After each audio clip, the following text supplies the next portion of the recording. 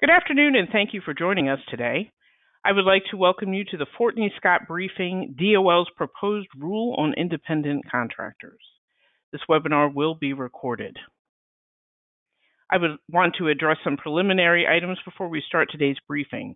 Currently, all listeners' phones are muted. At any point during the presentation, please feel free to submit a question in the GoToWebinar question box. We will try to answer all questions.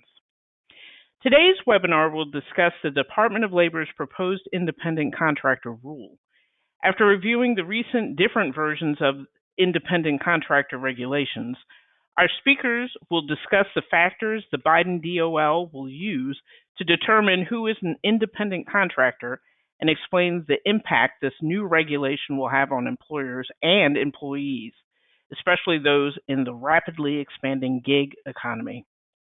Today's presenters are FortneyScott attorneys Bert Fishman, John Clifford, and Savannah Shuntich. I will now turn the program over to Bert Fishman to start our briefing. Thank you, Valerie, and hello, everyone, and welcome to this edition of our Lunch and Learn webinars. Today, as Valerie said, we will review the Department of Labor's proposed independent contractor regulations. Next slide, please. Just to remind you who we are, FortneyScott is a woman-owned DC-based law firm specializing in all facets of employment law with particular interest in wage and hour issues.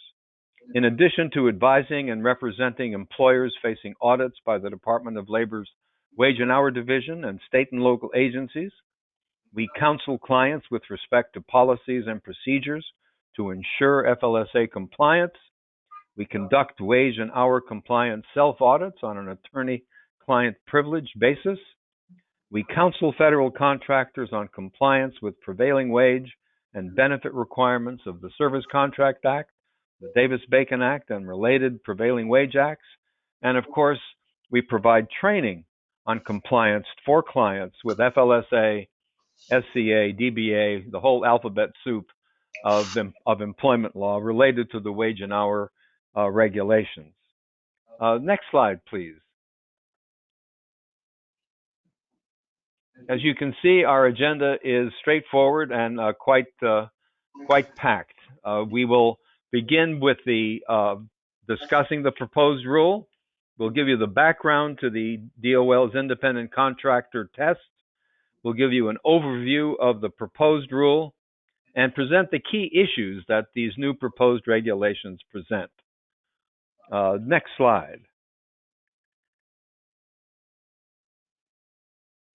Well, here is the beginning of the proposed regulation.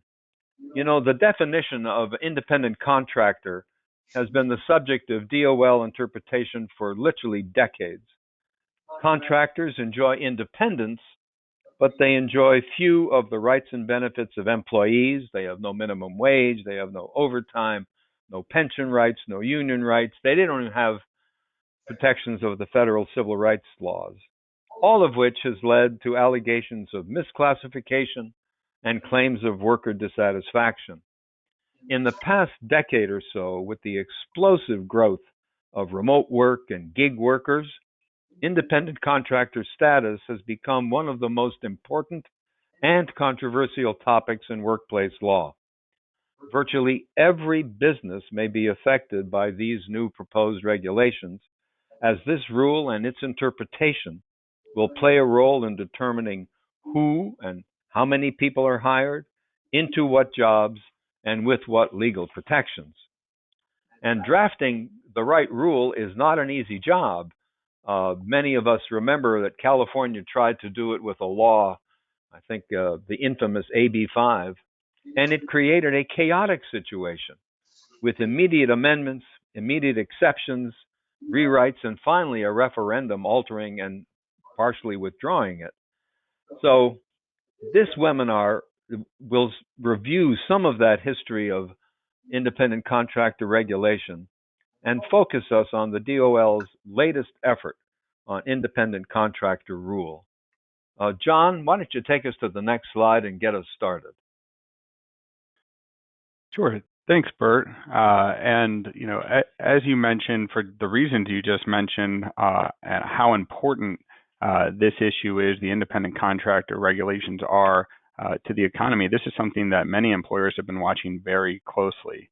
It's been no secret that under President Biden, under this administration, that the DOL would eventually move to repeal the more employer-friendly rule that was put in place at the end of the Trump administration.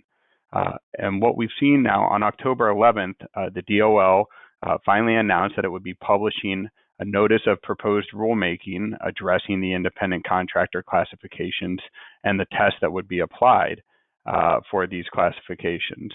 That NPRM, the notice of proposed rulemaking, was published in the Federal Register on October 13th. So just a quick overview. Obviously, we'll spend some time diving into the details of the proposed rule, but a quick overview of what's in the proposed rule, what was in that publication from the DOL. Well, as expected, it does revise the analysis for the independent contractors test, and to the surprise of no one, it repeals the Trump-era rule in doing so. The proposed rulemaking also provides a fairly extensive discussion of the history, both in federal courts and through Department of Labor guidance of independent contractor analysis, going back to the 1940s and bringing it up to present day. It's got just about everything you could want to know about the history of these tests, going back 80 years. And ultimately, it announces that what this rule will be doing is reinstating a multi-factor analysis, really a traditional test using traditional factors that were last in place during the Obama administration, and that they will be going back to a totality-of-the-circumstances analysis. And we'll touch on that a bit more, the implications of a totality-of-the-circumstances analysis, but essentially looking at all the factors together, not assigning any specific weight or focus to any particular factors when doing these reviews. Just a note here, although you'll see that the factors are familiar to many employers on what should be reviewed as they're doing these analysis under the proposed rule, really what we've gathered from the proposed rulemaking is the additional details in the explanations and examples provided by the Department of Labor, which give a pretty good indication of how the department intends to apply these factors going forward. We'll touch on these in more detail in later slides. One last note on what's the content of the proposed rule. It only has a 45-day comment period. Meaning to the extent employers or other stakeholders want to submit comments, they must do so by the end of November 28th. I know we want to move forward and get into some of the details of this particular rule, but before doing that, Bert, I think it may be helpful to give a quick recap of how we got here in a procedural sense. There's been a bit of a bouncing ball on this, so maybe bringing people up to speed would be some helpful backdrop here. Okay. Thanks, John. If we can move to the next slide. Frankly, how we got here is something of a procedural marathon.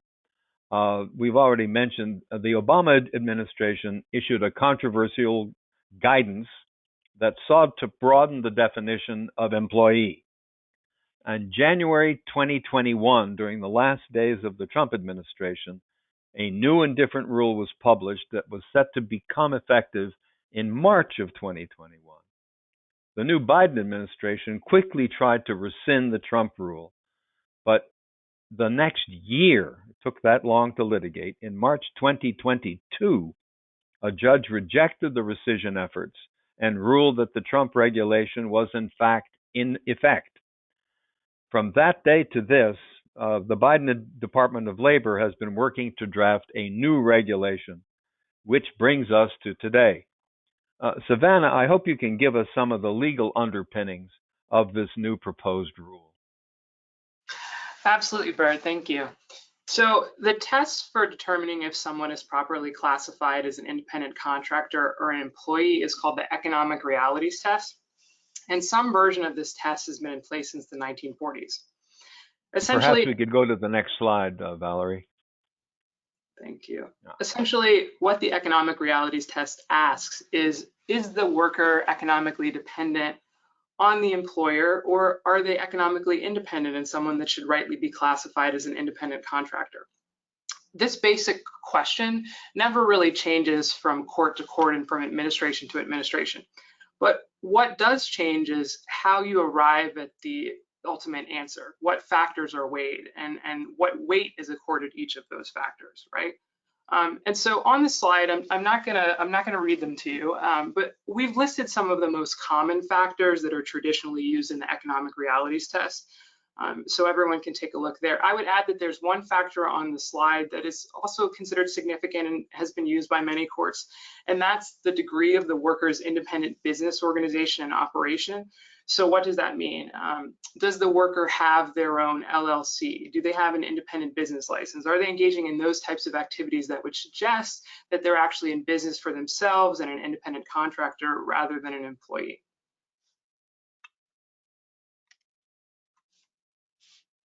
So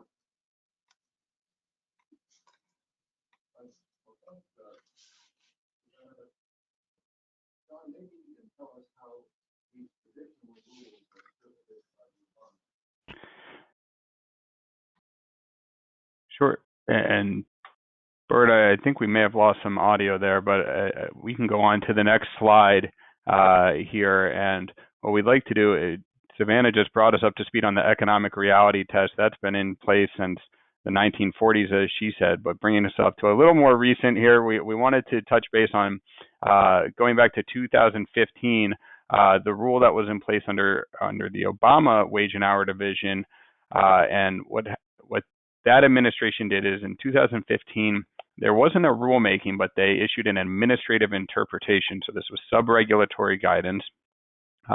And what it did was it reiterated the economic realities test. And it identified 6 traditional factors, which it would use in its analysis. We're not relisting them here. You just saw them on the previous slide, as Savannah noted for everyone. So there wasn't any change there on its face, but what it also did, what this guidance did during the Obama administration, was emphasizing that there would be no mechanical application, that not one factor would be determinative, that they would all be viewed in sort of a comprehensive analysis. The guidance also went so far as to state it was the DOL's unequivocal opinion that most workers are employees. One more note on this is in taking that into account, that most workers are employees, and also in getting away from what it referred to as a mechanical application of the factors. This Obama administration guidance really downplayed the significance of the control factor, which you saw on the previous screen. Just a note on that, historically, over the years, over the decades that this test has been applied, the control factor was, if not formally, at least informally, regarded as one of the most important factors in the assessment. So this getting away from the control factor really opened it up to a different sort of analysis where the DOL or courts weren't bound by that and could really touch on these other factors, and it added to the uncertainty from the employer's perspective. A final note, just on the Obama era guidance here, is at the head of the wage and hour division at the time was David Weil, who a name some of you may recognize. He's one of the foremost critics of the gig economy and the use of independent contractors. You might also recall that he was nominated for this same role by President Biden, but he could not get through the Senate. He was viewed as a controversial pick, in no small part because of his views on independent contractors and the guidance that was put in place during the Obama administration. So that sums up what was done during the Obama administration. And Bert, I'll turn it back to you to keep us moving forward as we move into the Trump administration. Yeah, I think, well, happily we've changed slides. John, why don't you just continue, since it leads one to the other. What happened with the Trump rule? Sure, and at the very end, I should say, of the Trump administration, a final rule was put in place on January 7th that really changed the application of the economic realities test. And the intent of it was to create a more streamlined, in the administration's words, economic realities test that provided more certainty to employers when they were applying this test on their own. To do that, it used some core factors. Savannah, do you want to touch on the core factors that were used there? Yeah, absolutely. So the two core factors are the nature and degree of control over the work and the worker's opportunity for profit and loss, right? And so what's significant about this is that the regulation states that it's very unlikely that the power of these two core factors could be overruled by the other three factors, right? So it does give a certain degree of certainty to employers in actually classifying their workers as independent contractors or employees. And what was interesting about this particular regulation is that it did, in a sense, codify the status quo. So as John had alluded to earlier, most courts had viewed the control factor as the most significant or one of the most significant factors. And this regulation really recognizes that and making it one of the two core factors used in the analysis. There's also something significant about the regulation that's worth pointing out, and that's that in applying the economic reality test, the regulation focused on what was actually happening versus what was theoretically or contractually possible. So what does that mean? If a business had the ability to exercise control over workers in a particular area, but never actually exercised that authority, under this regulation, that wouldn't be particularly probative of those workers actually being employees rather than independent contractors. The Department of Labor actually stated that affording equal relevance to reserved control and control that is actually exercised by either party would ignore the Supreme Court's command to focus on the reality of the work arrangement. So that's something that's important to note. And so after this regulation was issued, obviously, as we previously discussed, the Biden administration first delayed implementation and then later attempted to rescind it. Those efforts were ultimately unsuccessful, and that brings us to where we are today. Yeah, if we could go to the next slide, our long road to the proposed regulation has finally ended. And we can now start talking about the nuts and bolts of this new proposed regulation. John, what are some of the key points that employers need to know about the new regulation? And we'll go to the next slide. Sure. Thanks, Bert. And right off the bat is this repeals the Trump administration's 2021 rule, which Savannah was just describing. So the use of those core factors, the sort of added certainty gained from those, that is no longer in play. In fact, this rule makes it quite clear that they're going back to a term I used earlier, a totality of the circumstances analysis. All of the factors are going to be given equal or can be given equal weight. None of them are viewed as more important than the others.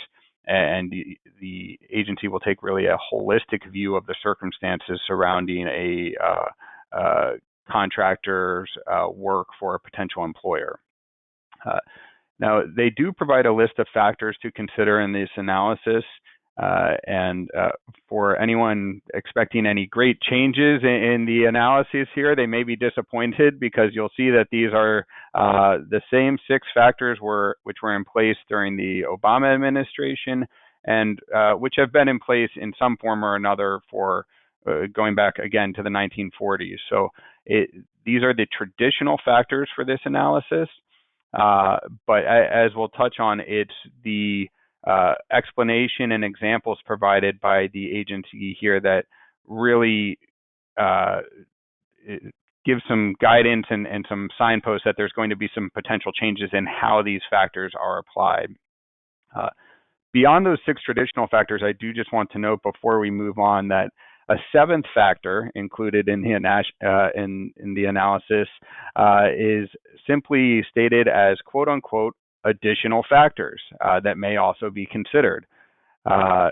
Some of you may be hearing that and say there must be more to the explanation of what additional factors means, and again, you may be disappointed. There's not much more detail added other than additional factors may be considered based on the circumstances of a contractor's work. Now, John, would it be fair to say that these standards create more uncertainty for both employers and employees in determining whether you're an independent contractor? Absolutely, Bert. I think that's a fair assessment and something that is giving employers a lot of concern as they're looking through these. The totality of the circumstances, as opposed to using the two core factors, when you're doing a review and trying to decide if you should classify a worker as an independent contractor or an employee, it's difficult to make a determination on which factors the agency, in this case the Department of Labor, may, or a court, may decide are the more important factors, how they would weigh them against each other here. Yeah. Valerie, maybe we can go to the next slide and we can find out some of the key points. So we have here just a list at the top of this slide of some of the key points on the totality of circumstances analysis, the key points identified by the Department of Labor on why they are returning to this analysis. Largely, their reasoning is that this is more consistent with the case law and the years of DOL guidance prior to 2021, prior to the implementation of the Trump era rule. So they're going back to a little more of the status quo, the norm here. But recall that one of the issues that the Trump era rule was trying to address was the lack of certainty that was created by the totality of circumstances analysis. So by going back to the norm here, you're creating some of those old issues and without really providing a solution on how that should be resolved when conducting this analysis. So Bert, to your point, those are exactly the issues that we think employers likely have concerns about, is the lack of certainty, that the analysis here is in the eye of the beholder, or in the fist of the enforcer, I know is a phrase that you've used, as it might be depending on who's looking at this.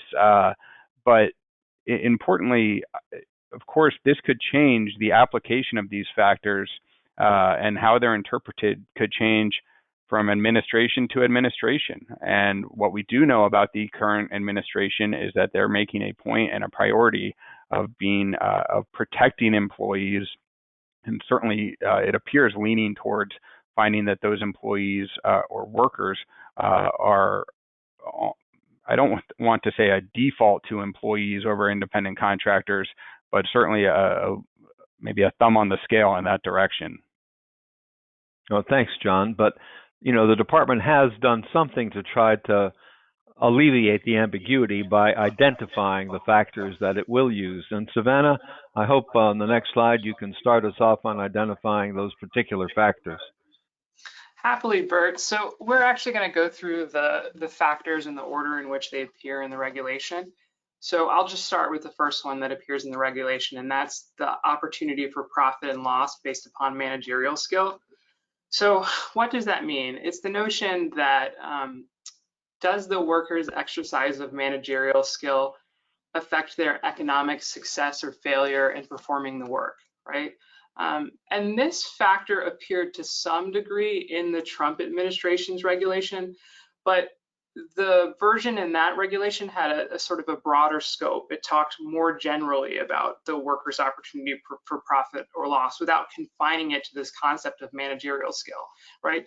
The Trump administration's regulation talked about the worker's opportunity to incur profits or incur losses based on their exercise of initiative, business acumen, judgment, based upon their management of their own investments or capital expenditures, things like that. So this has been substantially narrowed in its focus. And so what type of facts, right, might evidence that someone is using their managerial skill to incur profit or loss?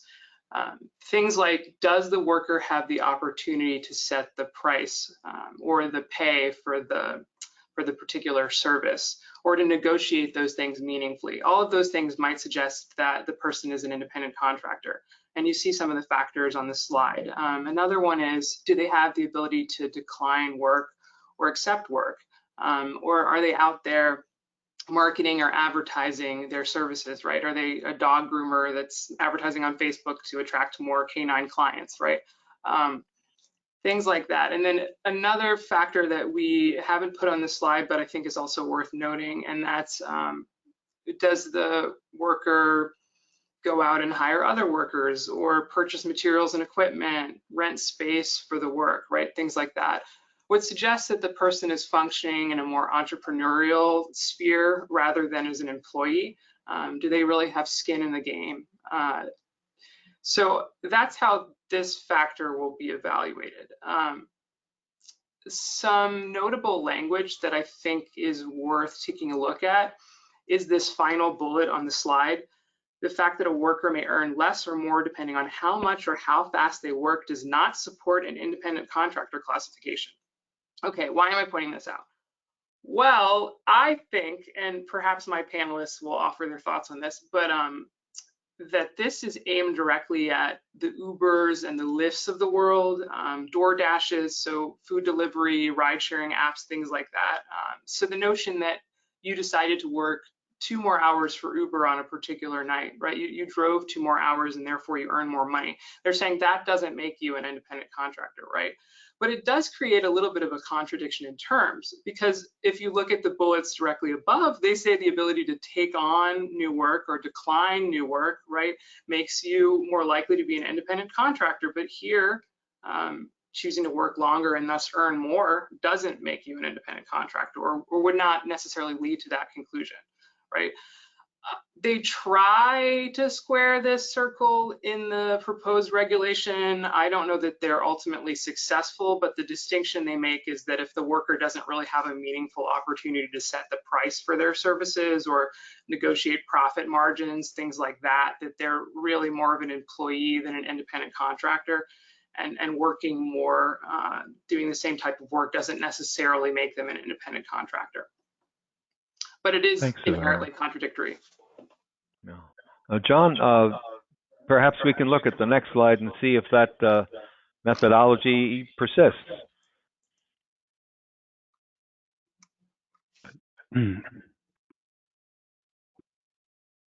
Thank you, Bert. Yeah, the next factor listed in the proposed rule, and I apologize, I believe I'm having some issues with my webcam here, but I'll continue nonetheless, is the next factor is the relative investments by the worker and employer, and whether those investments and the type of investments that are made by both of them. Just a note here, this is a standalone factor in this new rule. It was not one of the factors included in the Trump era rule. Rather, it was combined with that opportunity for a profit and loss factor and simply viewed in conjunction with that. So this is a bit of a return to the more traditional view of this factor, separating it out here. And when you're talking about investments by the worker or employer, I think their explanation provided is it's important to focus on that. They're not talking about investments for a specific job. It's capital investments. Are you making these investments so that you can expand your business, conduct your work for multiple clients more quickly or more efficiently? And in that regard, they're really looking to see if these investments serve in the words of the agency, a business-like function. Does it increase the worker's ability to do different types of work or more work? Does it reduce their costs? Is it, for instance, a lease of office space or buying certain software which allows you to perform a certain type of work? So again, it's not just signing up with a client and then buying the tools needed to do that specific project. It's something broader than that. And notably, I didn't want to move on from this slide without touching on one item here, and that's the agency notes that the use of a personal vehicle that the worker already owns to perform work is generally not an investment of capital that would be considered under this factor. I think it's fairly straightforward what they're targeting by including that language in the rule, and obviously Savannah already mentioned, the massive number of current independent contractors and workers out there for Uber, Lyft, DoorDash, and this really puts a bullseye on those types of workers. If they're using a personal vehicle that they already owned and it wasn't purely a capital investment to allow them to perform that work, that is not going to weigh in favor of them being considered an independent contractor. Thanks, John. We're beginning to see the pattern in the carpet. Savannah, why don't we continue with more of these proposed factors that are trying to create certainty? Absolutely. Okay, so the next factor is the degree of permanence of the relationship, right? So essentially what they're suggesting or what they're saying is that if you have an indefinite or continuous relationship with an employer, then that person is an employee rather than an independent contractor, right? But what's interesting about this proposed regulation is that the opposite is not necessarily true.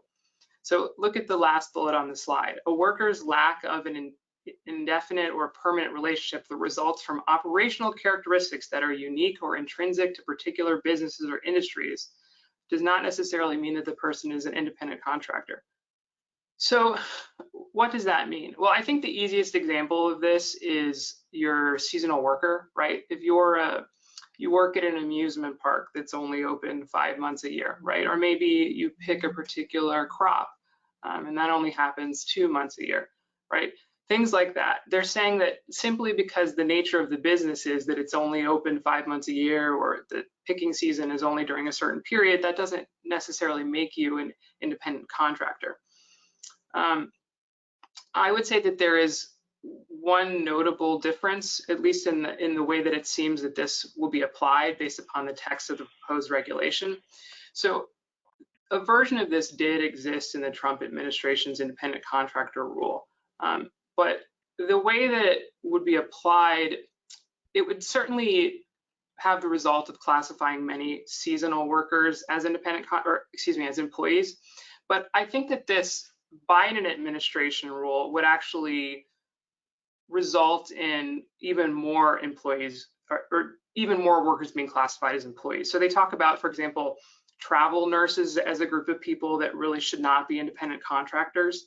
So I think that this will be applied more broadly to classify more workers as employees than the Trump administration's interpretation of this factor.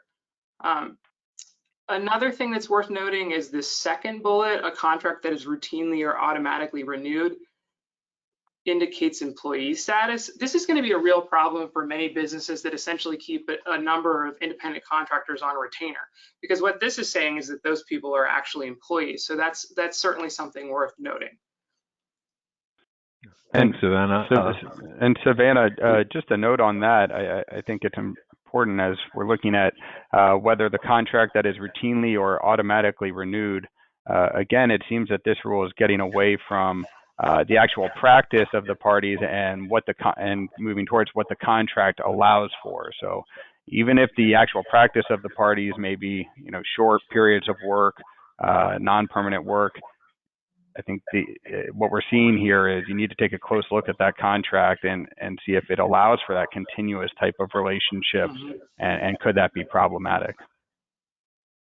John, that seems to get us to the next factor, which is the big enchilada, the nature and degree of control. Why don't you help us understand what this proposed regulation interprets?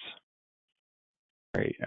Yeah, absolutely, Bert. We mentioned earlier that traditionally the control factor has been a focal point of these analyses, and while this new rule makes the point that this is the totality of the circumstances, that there's not one primary factor over the others, they certainly spend a lot of time explaining and giving examples of the type of control that can be exerted or that might be considered to be being exerted over workers here.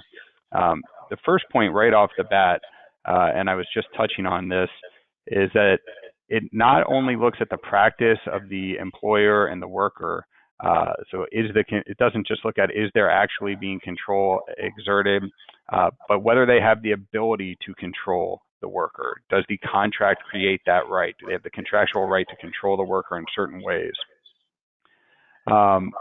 So the right to exercise that supervision over the worker, even if they aren't doing so in practice, would support a determination that this is an employee and not an independent contractor. This is a complete 180 from the Trump era rule, which emphasized that the analysis should focus on practice. That was the primary consideration, the practice of the parties. So this is a game changer here from what has been in place. And it certainly opens the door for an extensive analysis of the contracts and contracts that may have been in place for a long period of time in some cases. This explanation of control and what is meant by control, the department also provides some interesting and in some cases concerning points here. Historically, control has been considered whether the employer oversees or supervises the manner and means in which the work is performed. Or do they tell you when it's performed, exactly the methods you should use to perform it? Do they have control over hiring, firing, discipline, training, et cetera? The proposed rule goes beyond that. They say that there are other methods of control that employers can exert control without using those traditional direct supervision or assignment of work or scheduling that we typically have looked at. So while those still matter, scheduling, price setting, those traditional forms of supervision, they're certainly going to be front and center. There's some other examples provided by the Department of Labor of what other type of supervision might also be considered here. For example, does the employer use technology to supervise a workforce? This is a little vague on what's intended by this, but going into some of the examples provided in the proposed rule, this may be whether they're using some sort of video surveillance to ensure that work is being conducted properly. It may be a check-in when people sign into the office to begin their work to make sure that people are there doing the work. It could be a location tracker on a truck to make sure people are arriving at the correct jobs at the correct times. So any sort of technological surveillance or tracking it could go to employer control. And again, the ability to do that, if you have the system set up where you can do that, again, could be considered control. Other items that they note here, which go beyond the traditional view of control, is if there is language in the contract or if the employer actually does exert control to ensure compliance with legal or safety or quality control obligations. Now, this is a departure not only from the Trump rule, but from, I think, goes beyond what traditionally has been looked at as control. It certainly has not been uncommon for an employer using an independent contractor to require that any work being conducted be done in compliance with any, whether it's local legal standards or the norms of a certain industry, that the work be conducted up to those standards and within those requirements. But this new rule explicitly states that if that is in place in this contract, if the employer is requiring the contractor to do that, it suggests that the contractor isn't entrepreneurial enough or that they're not running a business in which they would take care of those issues on their own without the oversight of the employer. So again, it really focusing in on taking care of what's put in the contract, I think, is a focus here when looking at the degree of control. And one more issue, I know we have other factors to cover here, so I won't belabor this one too much, but one that sticks out that sort of dropped at the end of the agency's examples in their and explanation here with regard to control is whether the amount of time required of the contractor, whether that places such demands on them that it would prevent them from working for others or working when they choose. So this is, to me, one that really throws up a red flag here, because it's always been deemed that if you're an independent contractor, you can't, for instance, have a non-compete in place. You should be free to work for who you want to.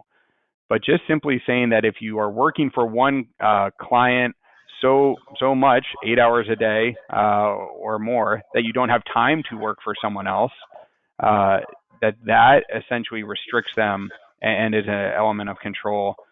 That seems to go well beyond what we've dealt with in the past.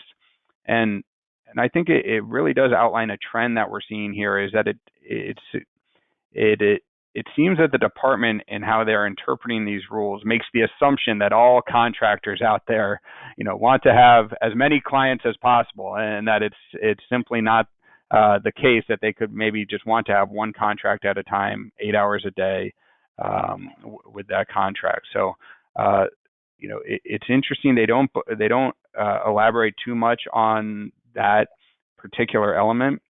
But one that I think certainly bears watching as we move forward and additional guidance is provided.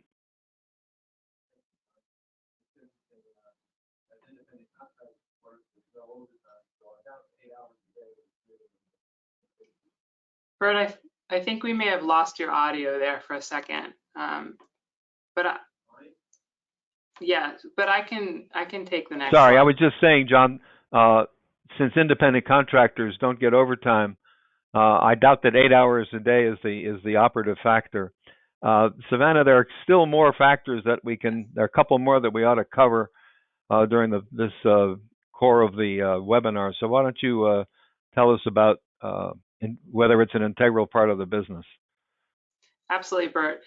Yeah, so essentially, if the work the individual is performing is an integral part of the employer's business, then that under this factor would indicate that the person is an employee. This is a really important shift from the Trump administration's independent contractor regulation. That regulation focused on whether the worker was part of an integrated unit of production, right? Or they part of the production line for a particular vehicle. If so, then they are rightly classified as an employee rather than an independent contractor. So it really does shift the focus from, again, integrated unit to performing work that's an integral part of the employer's business. Now, you might ask, what is an integral part to the employer's business? Well, they define that as if the business cannot function without the services performed by those workers.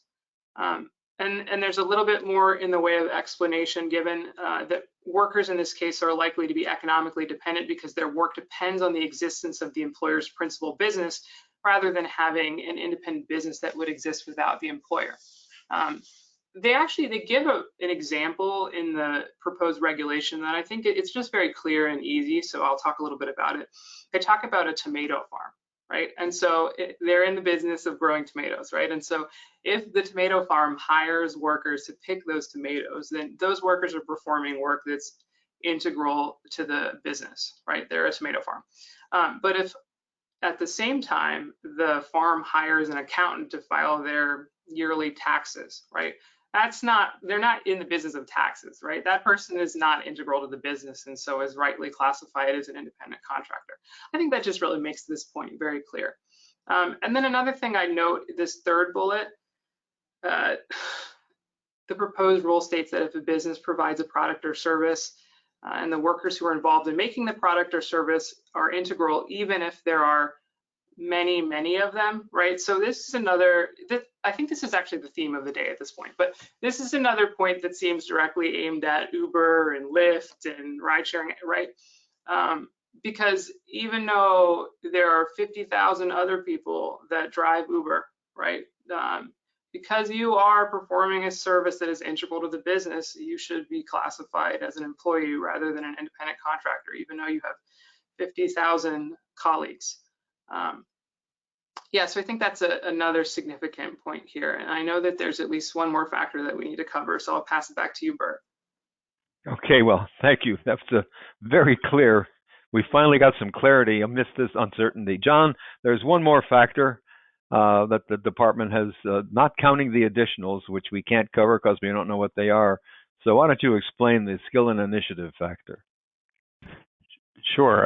Well, we'll go from Savannah adding that clarity here to this factor mucking it up a bit again here, because it's not something that I would call exactly clear in its formulation from what we've seen from the proposed rule here. The skill and initiative factor is something that is a factor that has been used traditionally, although during the Trump era rule, it was revised to just be, do you have a specialized skill? The initiative element was removed during that time. That is being added back into the analysis here. And what the agency's explanation, what they've gotten to, is that it's not enough just to say that someone has a specialized skill. That alone will not weigh in favor of an independent contractor determination. They need to use that specialized skill, in the agency's words, with business-like initiative. And what does that mean? I'll just give an example here is, you may have a skilled welder who's called in. They called in to do a certain job. They come in, they do it. They are told what to weld, and that's that. They're not necessarily using a business-like initiative based on their skills if that's all they're doing. If they come in and then they send their invoice for whatever they've done the welding for. Now, if that same welder was advertising or trying to expand their business based on those skills, or reaching out to other clients who may potentially need those based on their skill as a welder and promoting their skill as a welder, that is when the agency would say that they're using their skill, their specialized skills, in conjunction with a business-like initiative to create their own essentially independent business and work as an independent contractor. So this is something we've seen, a thread we've seen throughout. The agency seems to really be looking for these contractors to be looking to expand their business, to grow a business, and to run an independent, organized business where they are looking for multiple clients or customers. And just to, of course, we can't let one more factor go without noting some of the agency's notes that go again to what appears to be their target audience here. They note specifically that driving is not considered a specialized skill. And I don't think we need to repeat again who it seems the target audience may be for that particular comment. But they do note some other jobs, again, which have been found in the past by courts to not require specialized skill, including security guards, landscape workers.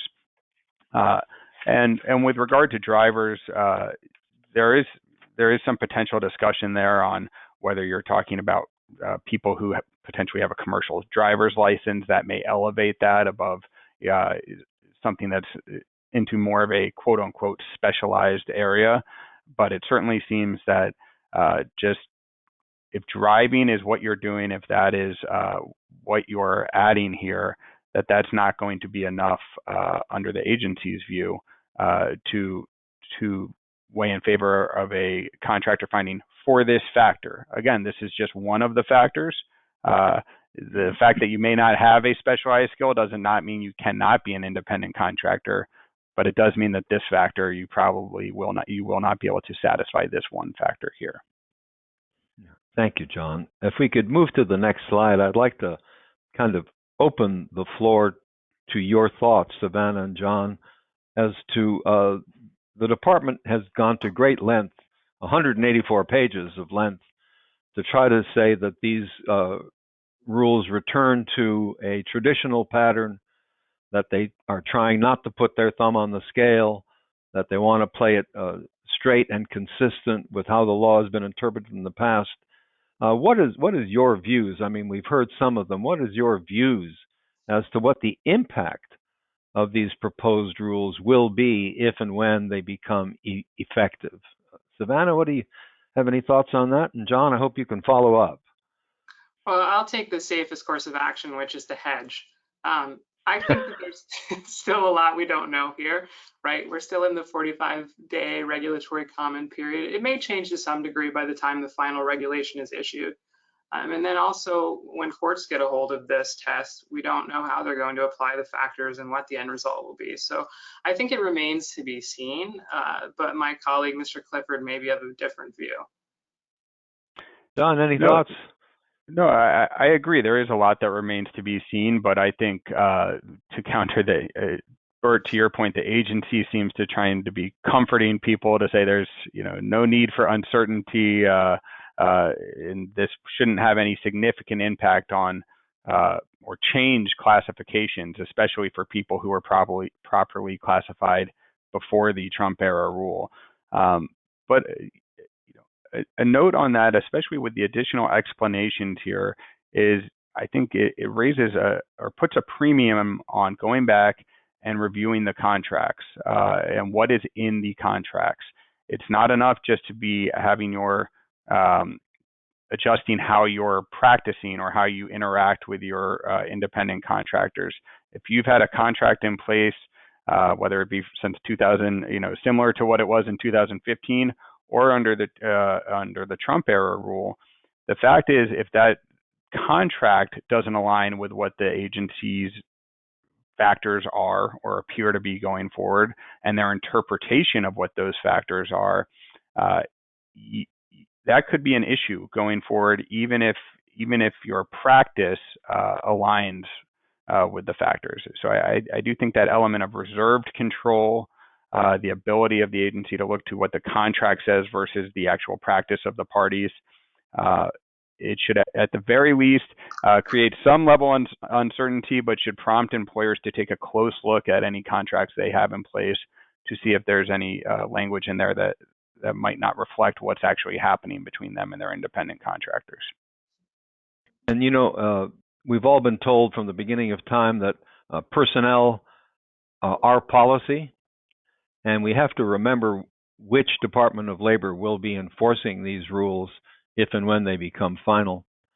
And there is little doubt in my mind, at least, that we have an energized Department of Labor, although we haven't seen much energy yet from the Department of Labor. They are energized on the issue of employee rights and expansion of employee rights. And it seems to me, especially with respect to those important bullet points you pointed out at virtually the end of every slide, that there is an intent by the department in enforcing these rules to lean very heavily to finding a way to determine that a lot of the gig workers, certainly, and many traditional independent contractors will have a great deal of difficulty continuing in that role. The issue that many of us are going to have to deal with is, as we learned in California and as we've seen in other jurisdictions, there are thousands and thousands of independent contractors, coders, editors, writers, various kinds of specialty workers, going from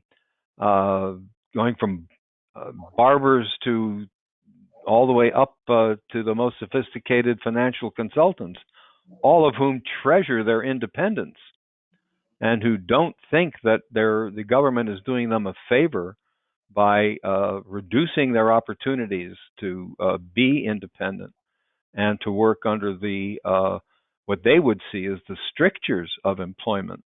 Whereas from the government's point of view, it's rather clear that they think that the benefits of the legal protections of the law, minimum wage, pension rights, union rights, are easily more valuable. And that's going to be a fight that we're going to try to determine over the coming months.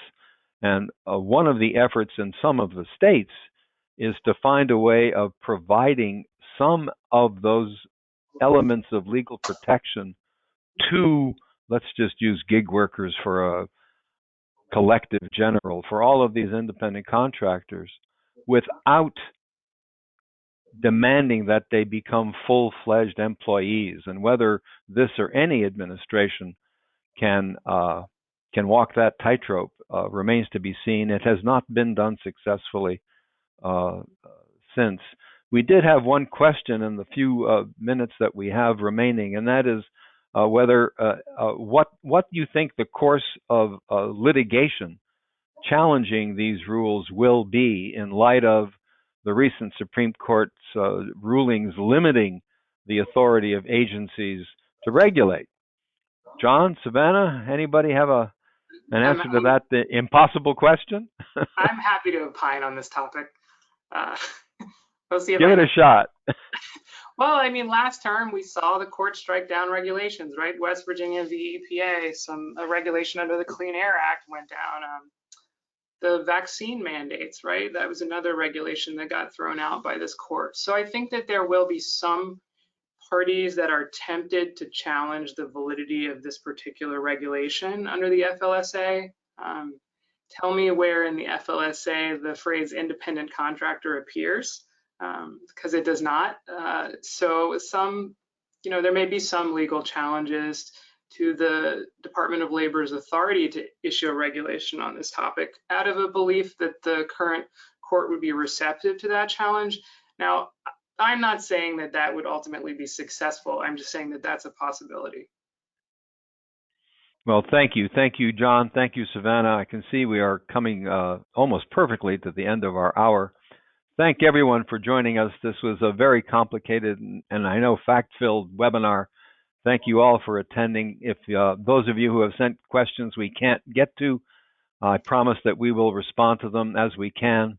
I hope you've sent them in to info@FortneyScott.com. We look forward to fielding those questions and dealing with you in the future on this and on other topics. And thank you again for attending. And thank you, John and Savannah, for those interesting and fact-filled introduction to this proposed reg. Thank you. Thank you, Bert. I would like to thank you for joining us. You will receive a survey requesting feedback for today's presentation. You are able to submit suggestions for future topics through the survey. Thank you in advance for completing this survey, and of course, if you would like a copy of the slides, please email info@FortneyScott.com. Also, to hear more on this and other employment law matters, please subscribe and listen to FortneyScott's DC Insider Employer Update podcast, which you can find on FortneyScott.com or anywhere you listen to podcasts.